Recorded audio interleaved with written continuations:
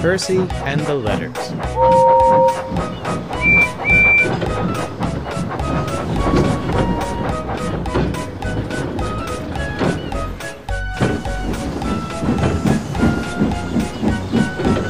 Percy had just finished helping to build the harbor on Thomas's branch line. "A fine job indeed," said the Fat Controller.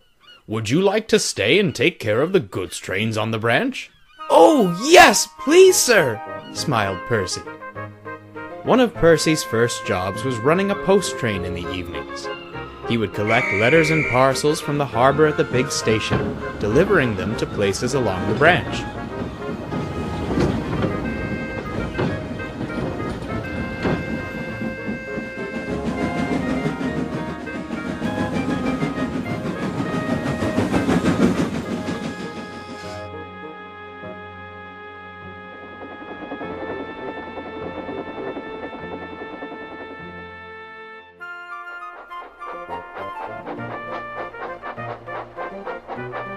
Of course, Percy's rails couldn't take him everywhere.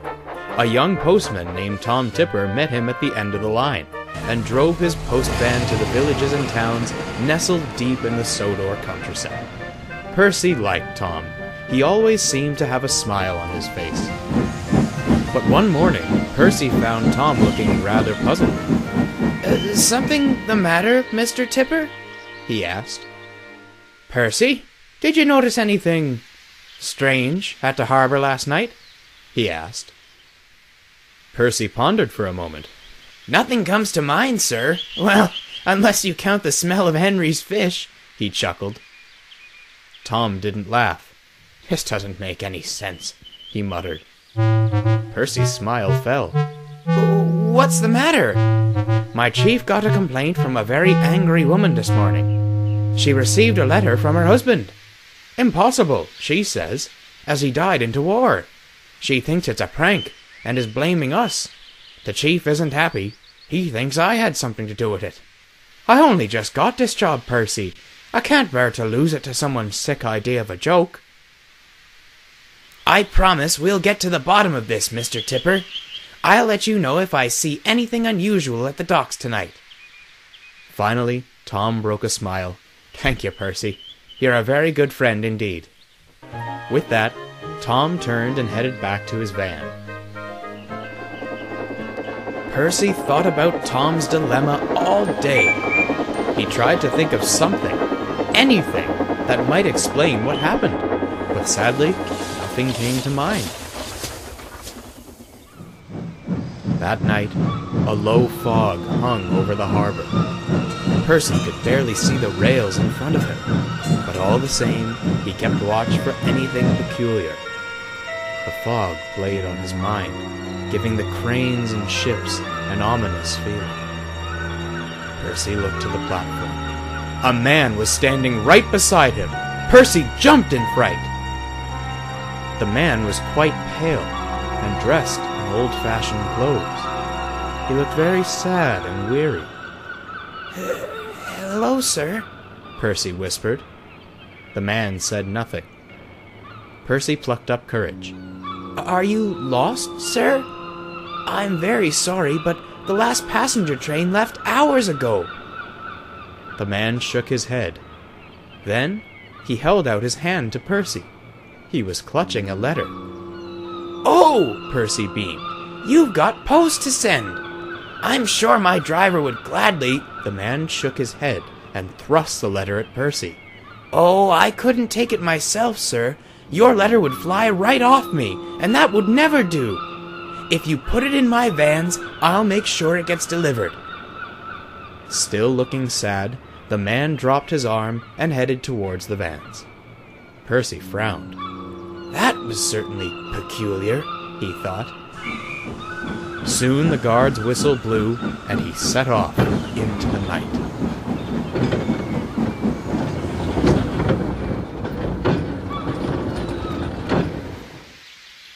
"Percy!"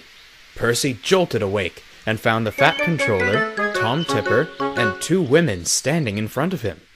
The older woman angrily clutched two letters in her hand. "I'm sorry to wake you, Percy," the Fat Controller said, "but we've a very urgent matter to attend to. I'd like to introduce you to Mrs. Winifred Perry," she interjected. "And I'll thank you to remember that. Now listen," she said, pointing right at Percy. "My husband didn't die in the war to become part of some tasteless joke." "Calm down, Mum," said the younger woman. "There's no proof this engine and his crew are behind this." "No proof they aren't, either, my dear Jane," sniffed Mrs. Perry. "Now, I want to get to the bottom of this." The Fat Controller recovered. Now, Percy, if you know anything about this, it is of the utmost importance that you tell us." "As a matter of fact, sir," he replied, "I did see something odd at the harbor last night." He recounted the previous night with the mysterious man. His crew, who had been readying him for work, listened with interest. "You're sure he walked back to the vans, Percy?" his driver asked. "I didn't see anyone else on the platform when we left." Percy felt an accusing glare from Mrs. Perry. "Hold on, Percy," interrupted Tom. "You said he wore old-fashioned clothes and looked quite pale?" The Fat Controller turned to him. "You've seen this man, Mr. Tipper?" Tom nodded. "T'other night, as I was making my deliveries, I saw a man sitting on a bench near to where my van was parked. He didn't seem to have a letter on him, but he looked exactly as Percy described. That was the night before Mrs. Perry's initial call to my chief." Everyone was silent. "Well," said Mrs. Perry at last, "how do we catch this scoundrel?" "We should remain vigilant tonight," said Tom. "There's a chance he may show up at the harbor or on my route again, if he had a letter. We could stop him in the act." "Then I shall be at the harbor tonight," said Mrs. Perry sternly, "to catch this cretin myself. I'd better not find that any of you are part of this," she said, and pointed at Percy, his crew, and Tom Tipper. She turned swiftly on her heel and strode back to her car. "Sorry about her," said Jane as she ran after her mother. The Fat Controller, still taken aback, stared at Percy. "Best be on your guard tonight," he said, and walked back to his office. Percy and his crew didn't say a word. They knew what had to be done. That evening, Percy arrived at the big harbor. Mist swirled all around, and he felt cold and uncomfortable. Still, he was determined to find the man. His driver and firemen helped load the post vans, keeping their eyes on the workmen and the surrounding area. When they finished, they went to speak with the ship's crew about the odd occurrences. Percy was squinting to see through the mist, looking for any signs of the strange man. He heard a sound. Glancing across the harbor, he noticed the men readying the flying kipper. With a sigh of relief, he turned back. "Oh!" he cried, for there was the man right beside him. "I suppose you're the one behind those letters, then?" Percy scowled, regaining composure. The man nodded, his expression blank.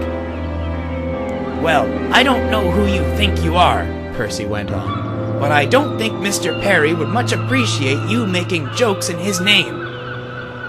The man said nothing. Instead, he pointed at himself. "Yes, you!" Percy huffed. "Mr. Perry!" The man pointed insistently at himself. Percy was confused. "Gerald?" Percy and the man looked to the station. Mrs. Perry and Jane came walking towards them. Suddenly, it dawned on Percy. The man was Mr. Perry. At the sight of his wife and daughter, Mr. Perry finally broke a smile. "Hi, Dad," Jane whispered, tears forming in her eyes. Mr. Perry held his hand over his heart, smiling broadly. Then he turned to his wife. "It's so nice to see you again." Mrs. Perry smiled as the tears fell from her eyes. "You look just as you did leaving on the boat that day. I love you, dear." Mr. Perry blew a kiss to her, then turned and started walking. He stopped when he reached Percy's buffers. He turned towards the little green engine, and though no sound came out, he seemed to mouth the words, "Thank you." "You're very welcome, sir," Percy smiled softly. With that, Mr. Perry turned and faded into the night air as he walked down the pier. All were silent. "I'm sorry for my accusatory tone," Mrs. Perry said at last. "My husband sent me letters every week while he was fighting in the war, never missed a beat. But one week," she sighed, "a letter didn't come. That's when I knew something was wrong." She paused to collect herself. "It seems he wanted to be sure I finally got the last letters. I apologize for thinking you and Mr. Tipper were playing a joke. It seems Gerald felt you two were best suited to deliver them to me. I read them both before we left, and they were the most beautiful letters I've ever received." Percy's crew appeared. They had seen everything as they came off the ship. "May we offer you a ride home, ma'am?" asked the driver. "I think Jane and I are going to stay a while by the sea," smiled Mrs. Perry. "But thank you ever so much for the offer." The driver smiled and tipped his cap. "Very well, ma'am. Good night." "Come on, old boy," he said, turning to Percy. "We've got post to deliver." Percy whistled goodbye as he set off out of the harbor. He was glad to have helped Mr. Perry, even if it had been unknowingly, and he knew that somewhere he was smiling down upon his wife and daughter. He puffed off into the cool evening air, excited to tell Tom Tipper the news.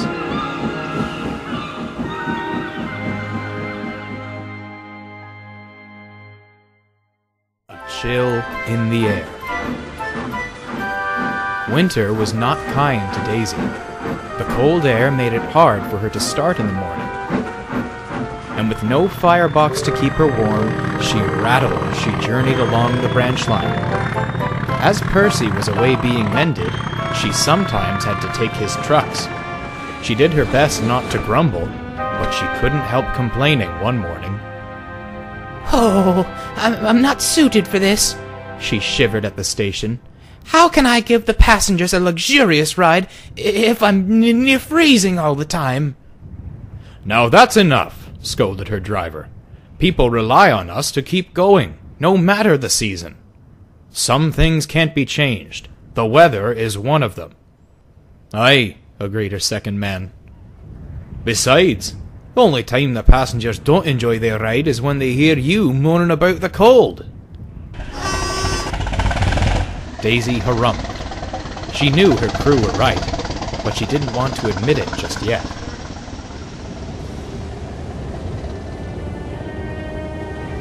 Late one evening, Daisy was returning to Farquhar after her last passenger service. The wind howled, and the snow buffeted her from every direction. "Bother winter," she muttered. "Bother the cold."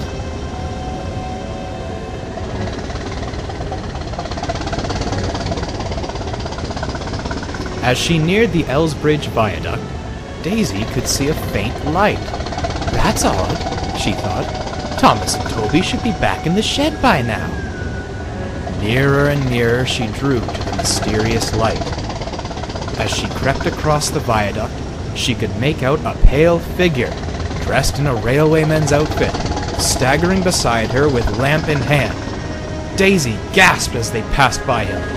"Stop! Stop!" she cried to her driver. "That poor man will freeze in this winter!" "Who are you talking about?" quizzed the driver. "There was a man on the viaduct," she said. "We can't just leave him out there." The driver braked and reversed back to the bridge. There was no sign of a man anywhere. Daisy was very confused. "Look!" shouted the second man. Squinting towards the ground, Daisy could make out footprints that followed the length of the bridge. "Good heavens!" she cried. The footsteps veered off the bridge. "Hello?" she called into the night. "Is anyone out there?" But it was no good. Any hopes for a reply were swallowed by the howling wind. "Come on, Daisy," urged her driver. "We need to find help as soon as we can." Determined, Daisy sped off down the line.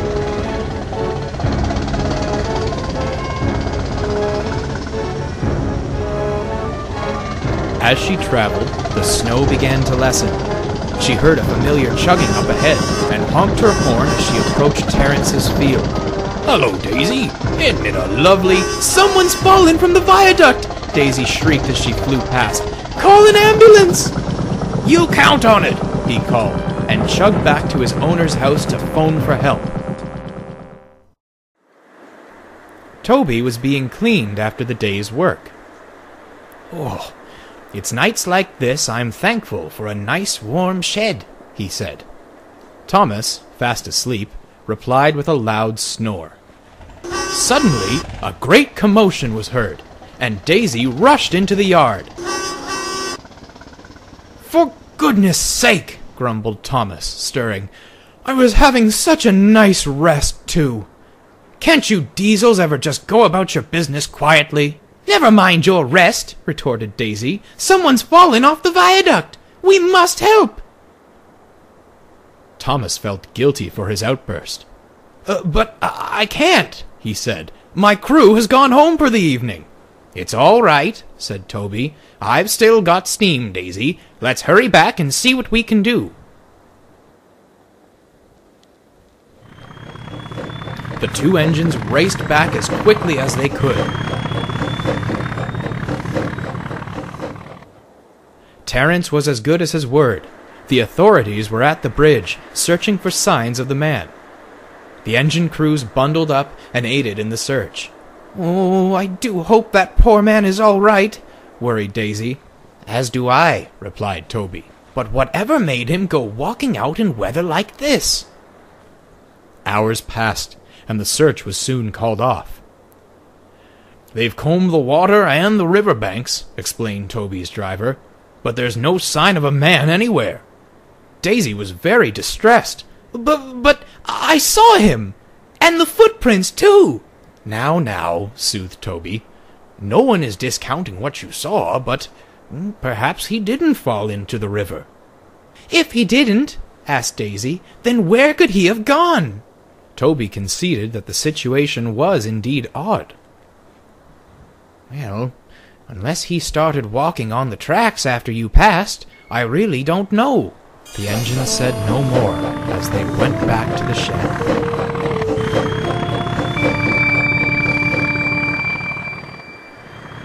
Daisy was lost in thought as she went about her work next day. No matter how much she thought about the situation, it just didn't make sense. She arrived at Farquhar and found Thomas waiting in the loop. "Such a shame," mused Thomas to no one in particular, "when a good engine starts going mad, seeing things that aren't there, crying wolf due to their own imagination. Oh, what a pity." Annie and Clarabelle, who still weren't keen on Daisy, tittered cheekily. Daisy scowled.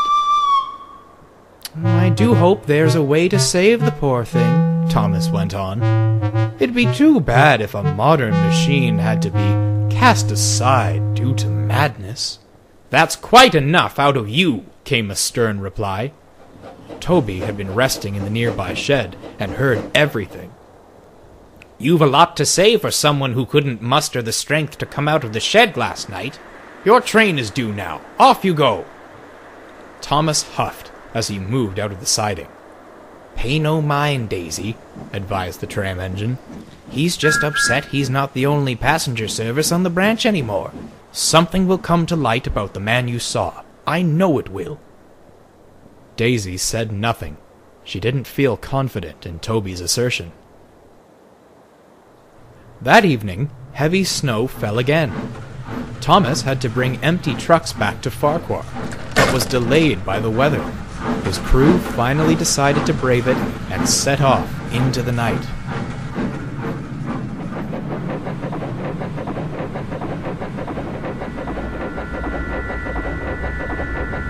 Thomas grumbled and shivered as he traveled down the line.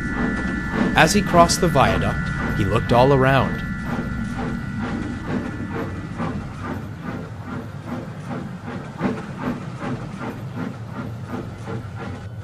The river below was frozen solid.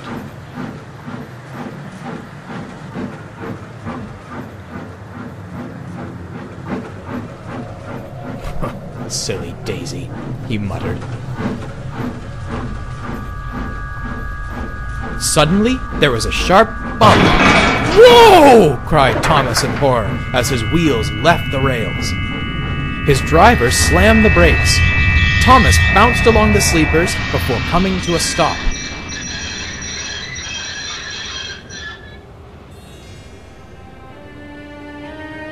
"Phew!" he sighed. "What on earth was that?" He heard the crunch of snow. Beside him was a man dressed like a guard and holding a lantern.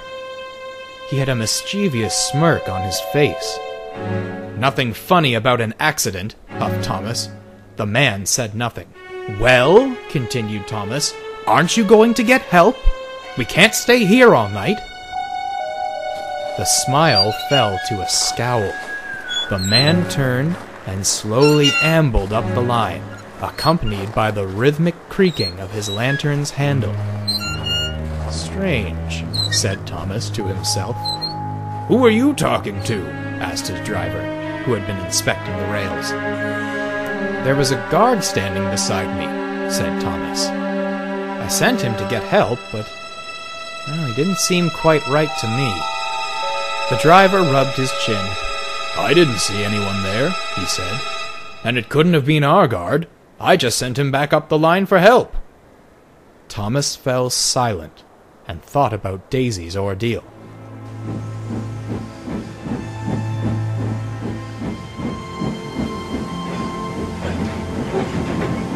The breakdown crane soon arrived to put Thomas back on the rails.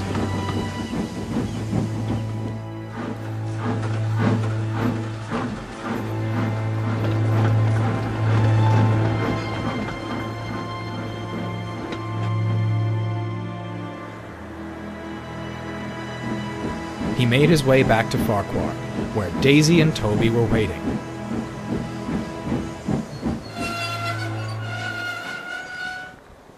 Thomas explained everything. "It's such a shame, Toby," Daisy teased, "when perfectly good engines become victims of their own imagination." Toby chuckled as Thomas went red in the face. "In all seriousness," continued Daisy, "we've seen this man twice now. What could be happening here?" Thomas and Toby had no answers, and soon the engines fell asleep. The next day, Daisy was halted at the signal near Terrence's field, telling the tractor about the recent events. Terrence's face went pale. "Daisy," he asked, "do you believe in ghosts?" Daisy's eyes narrowed. "I won't rule anything out, but are you suggesting—" She trailed off. "I am," said Terrence flatly. "The engines who ran this line before Thomas told me of an old legend. I never believed it, up until this point." "What happened?" quizzed Daisy. Terrence took a deep breath and began.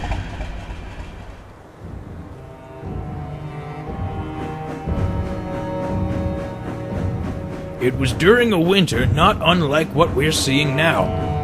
An engine was coming home through the driving snow, but stopped before the viaduct due to a faulty signal.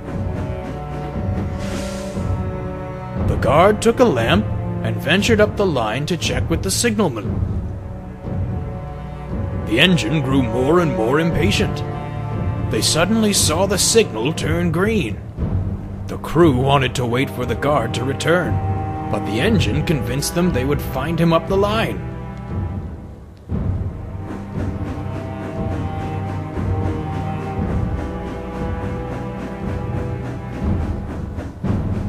As they crossed the viaduct, the engine's lamp caught the guard walking up the line towards them. The engine whistled loudly, and the guard had to jump clear, right into the frozen river." Terrence went silent for a moment. "They searched and searched, but they couldn't find the remains of the guard. They say his ghost still roams the line, playing tricks as payback for the engine that took his life. Daisy was speechless. It's only a theory, continued Terence, but perhaps he's been playing tricks on you and Thomas. In his eyes, one engine must be as good as another. Well, huffed Daisy, we'll just have to put a stop to that, won't we? She rolled away without a plan, but filled with determination. Night fell once again. Daisy finished her last passenger service, then came back to Farquhar. It was clear as she left the big station. But the further along the branch line she ventured, the more it began to snow. No doubt who's behind this, she muttered. How silly it all is, she thought, scheming of ways to stop some ghost. Perhaps Thomas was right. Maybe Oh! Daisy shuddered violently and came to a complete stop in the middle of the viaduct. What's happened? She cried. Sounds like you've blown a fuse to me, said the driver. You're not moving on your own, I'm afraid. He and the second man bundled up, then set off back to the station for help. Daisy wasn't particularly pleased with being left alone. The snow became heavier, piling up around her wheels. Daisy shuddered from the cold. Then, up ahead, she noticed a light, swinging through the darkness. Oh no, she groaned. Sure enough, the figure of a man appeared before her. A smirk curled up on his face as he looked at her. Daisy gathered her courage. I suppose this is all you're doing then, isn't it? The figure nodded his head. Yes, I've heard all about you. You really think this is going to give you solace? The figure's grin melted to an expressionless stare. I'm sorry for what happened to you, she went on, but some things can't be changed. The past is one of them. You'll never find peace if you linger around here. Is this really the legend you want to leave for yourself? A nasty man playing tricks on trains? The figure snickered, the grin returning to his face. I, for one, am not pleased with what you're doing. You've no place on our branch line. I want you gone. Do you hear me? Suddenly, the rails began to shake. The figure stepped back, his lamp glowing the brightest it ever had. Oh dear, shivered Daisy. The rails rattled and hummed, and the figure smirked at the diesel. Oh, please, make it stop, shouted Daisy. A shrill whistle sounded out through the night. Oh, she cried, and shut her eyes tight, waiting for the worst. A terrible screeching sounded out. She didn't dare open her eyes. It's only me. Daisy opened her eyes. Thomas stood before her, puzzled. She looked all around. The figure was nowhere to be found. When Daisy's driver and second man returned, Thomas coupled up to her and brought her back to the sheds. The diesel rail car was silent as they moved down the line. You saw him, didn't you? Daisy stirred from her trance. Come again, dear? The guard with the lamp. You saw him just now, didn't you? Thomas asked again. Daisy hesitated. I did, she said simply. Well, Thomas replied, it sounds like you gave him a good talking to. I could hear you from down the line. Thomas paused impressively. I still find it hard to believe in such nonsense as ghosts, but I'm sorry I was so rude to you. Daisy smiled. That's all right, dear. After all, she winked, it's only natural that the premier passenger services on the island tease each other from time to time. Thomas chuckled and cracked a smile. As the snow fell, it no longer carried the weight of a lost, misguided spirit. Rather, it fell calm and soft, like a sigh of relief. Daisy knew the guard had finally gone to a better place. As had she, as her and Thomas pulled into the warmth of Farquhar Sheds. Trouble in the tunnel. On a cool summer evening, Daisy ventured down the branch line on her last journey of the day. Save for the hum of her engine, there wasn't a sound to be heard.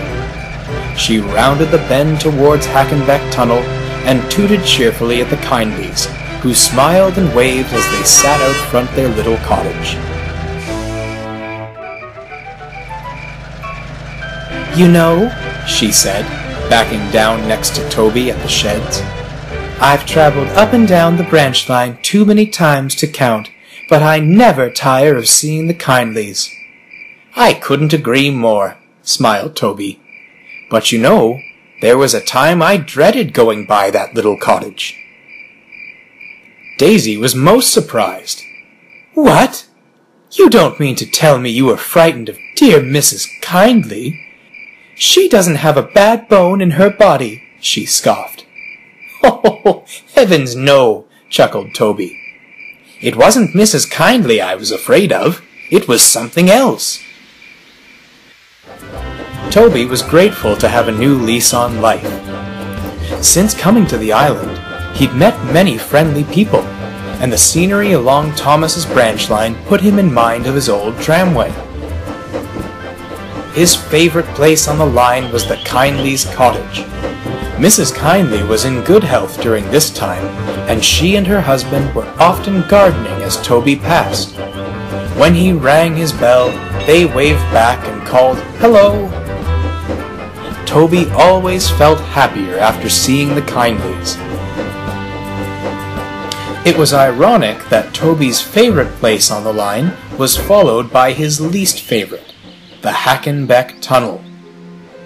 It wasn't particularly long or dark, but as he passed through it, Toby couldn't help feeling uneasy. He tried his best to brush it off. Bringing it up to Thomas only led to teasing. One afternoon, Toby was bringing stone from the quarry to the top station. As they came down the line, the familiar cottage came into view, and Toby rang his bell at the waving couple. Then he plunged into the tunnel. Toby grew nervous. Somehow, he felt he wasn't alone in the tunnel. "Ouch!" came a cry from his cab. His brakes screeched on as he exited the tunnel, stopping in the daylight.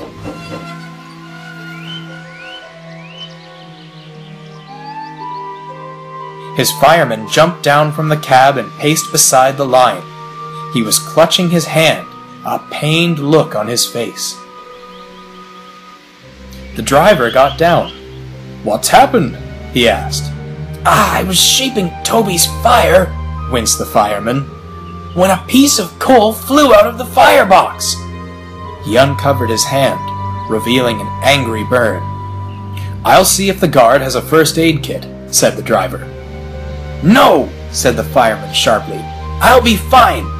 Let's just get to Tidmouth. I'll tend to it there." As they set off again, Toby felt bemused, guilty, and upset.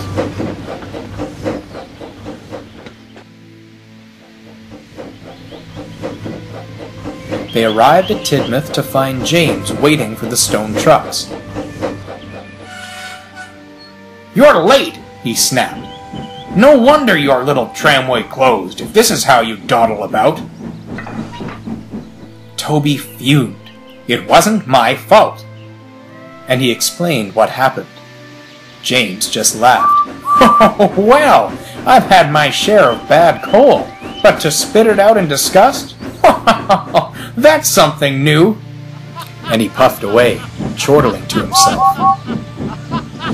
"Don't let him get to you, old boy," said the fireman. Toby glanced at the fireman's bandaged hand. "I'm so sorry, sir," he said hastily. "In all my years of service, I've never had anything like this happen." The fireman chuckled. "No need to fret, Toby. It's nothing serious. Should heal in a matter of days. In the meantime, I'll have to work on my reflexes in case this happens again." Toby smiled, but still felt very guilty. A few days later, Toby was making a return journey to Farquhar with Henrietta and Elsie, the luggage van. Gray skies loomed ahead, and distant thunder rumbled across the valley. "Nasty weather," grumbled Elsie. "Whoever wants to be out on a day like this?" "Just you be thankful we've got any work to do at all," replied Henrietta. "Better than being someone's chicken coop." Toby laughed, but his smile disappeared as the tunnel came into view.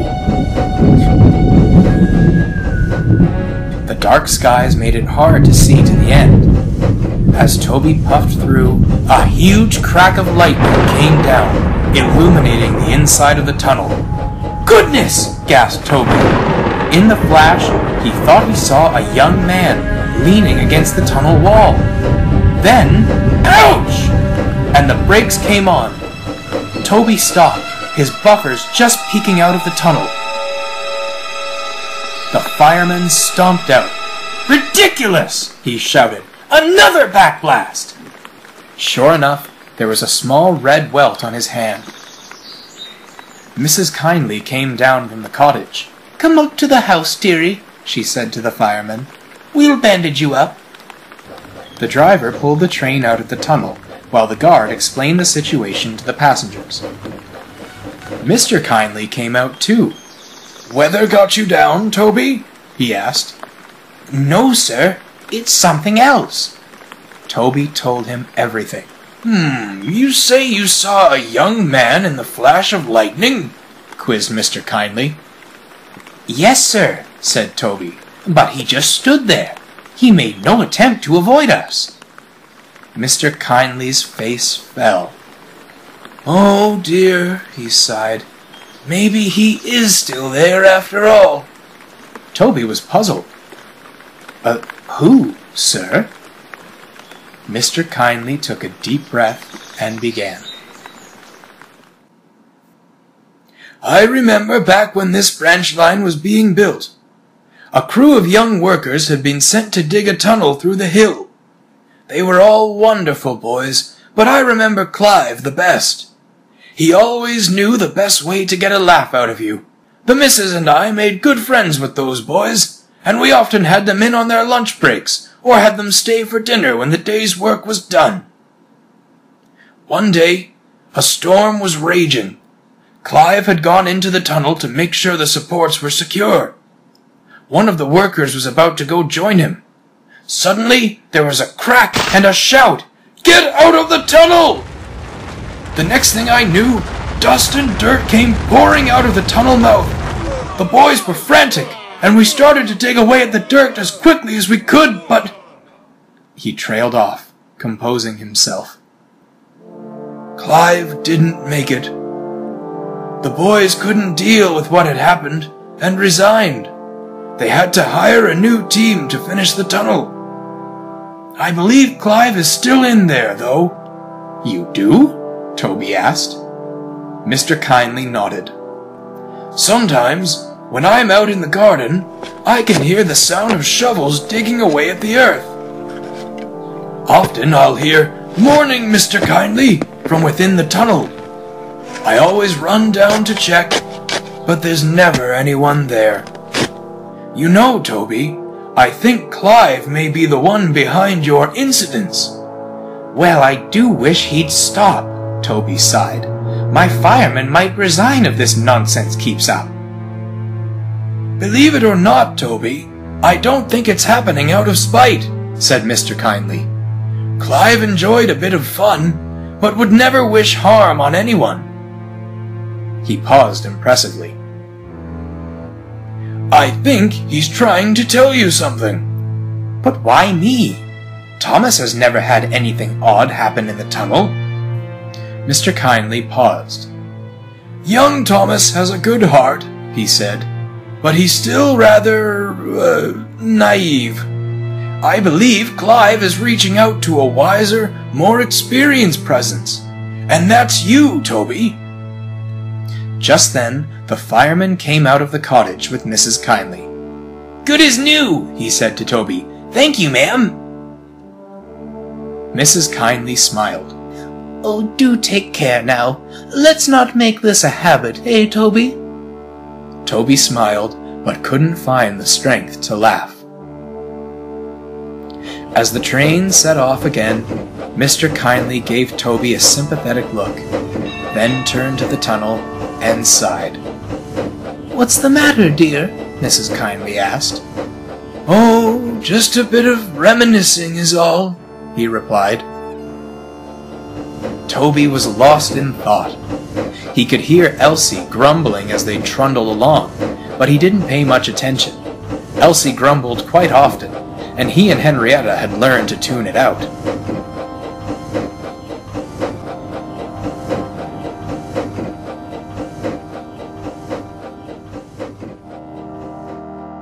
But at the station, the guard called for Toby's crew.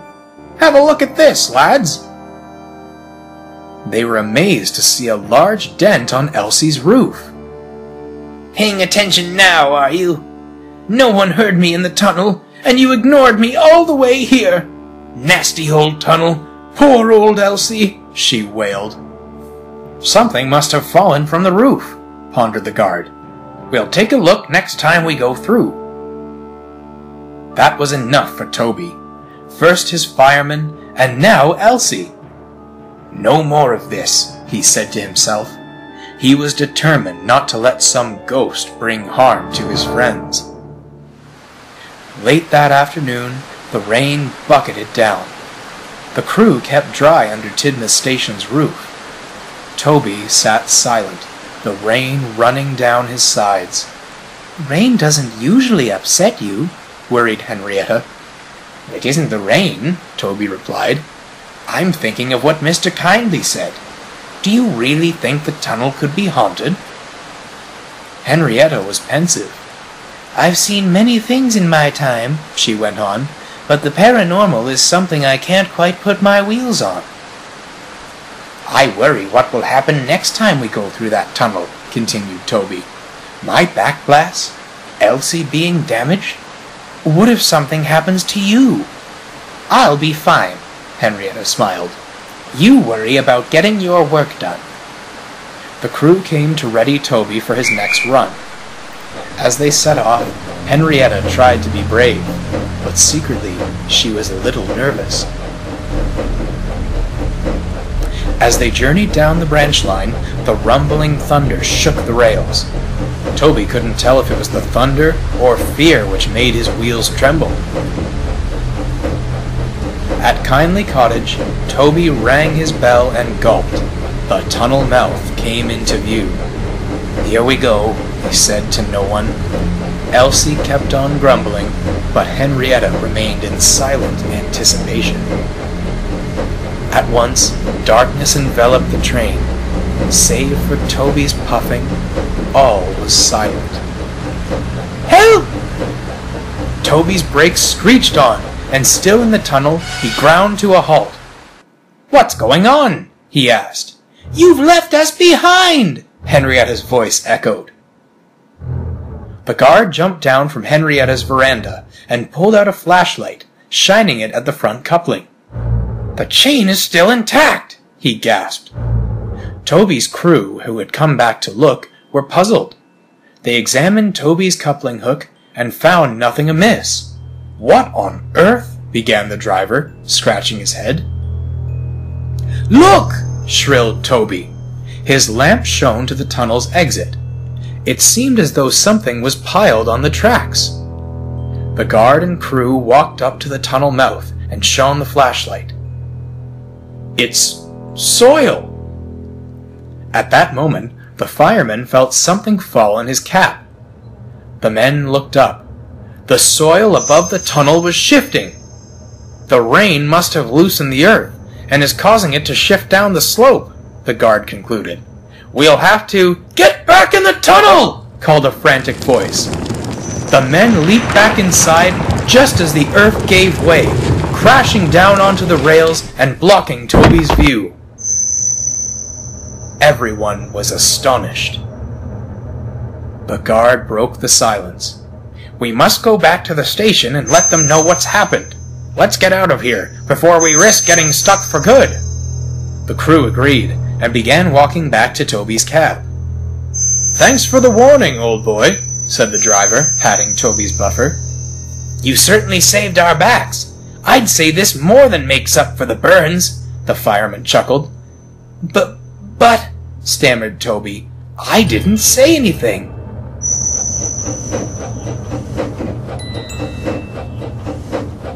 As he reversed, his lamps caught the shape of a young man leaning against the tunnel wall. Toby smiled knowingly. "Thank you," he said. Clive tipped his cap, walked towards the barricaded exit, and disappeared. The rain subsided, and within the week, workmen had repaired the tunnel. Toby had no further incidents following the repairs, and felt better about going through the tunnel. He knew Clive never meant to harm anyone. He was only trying to get someone's attention to prevent a greater tragedy from occurring. Toby always rings his bell as he exits the tunnel, for both Clive and the Kindleys to hear. It was the tram engine's special way of saying thank you to the ghost of the tunnel.